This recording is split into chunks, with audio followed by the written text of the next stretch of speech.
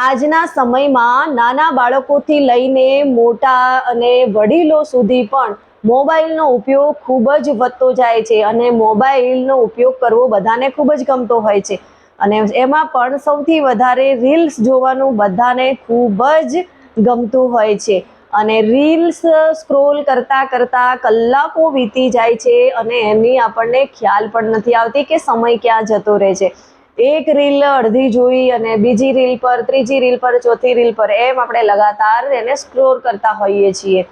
અને રીલ જે છે એ 30 સેકન્ડની અથવા તો 40 સેકન્ડની હોય છે, છતાં પણ આપણે એને પૂરી રીતે એન્જોય નથી કરતા અને આપણે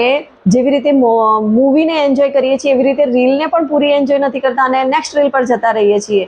તો આજના સમયની અંદર મોબાઈલનો ઉપયોગ કરવો એ એક લત બની ગઈ છે અને એના કારણે ઘણી બધી ગંભીર સમસ્યાઓ ઊભી થાય છે। આપણે જોઈએ છીએ કે મોબાઈલ વધારે પડતો નાના બાળકો યુઝ કરે છે તો એમના સેહત પર કેવી ઇફેક્ટ થાય છે। તો આજે આપણે એના વિશે જ વાત કરવાના છીએ કે લગાતાર આપણે મોબાઈલ જોઈએ છીએ, લગાતાર રીલ જોઈએ છીએ તો એનાથી આપણા સેહત પર શું અસર થાય છે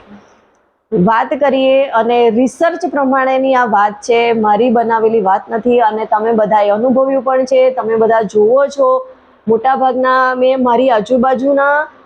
નજીકમાંથી પણ લોકોના રિલેટિવ્સમાં જોયું છે કે જે નાના છોકરાઓ વધારે પડતા મોબાઈલનો યુઝ કરે છે એમની આંખો કાં તો ત્રાસી થઈ જાય છે, આંખો વધારે પટપટે છે અને માનસિક રીતે એમનું બેલેન્સ નથી રહેતું અને ગેમ રમતા હોય તો આવી રીતે આખો દિવસે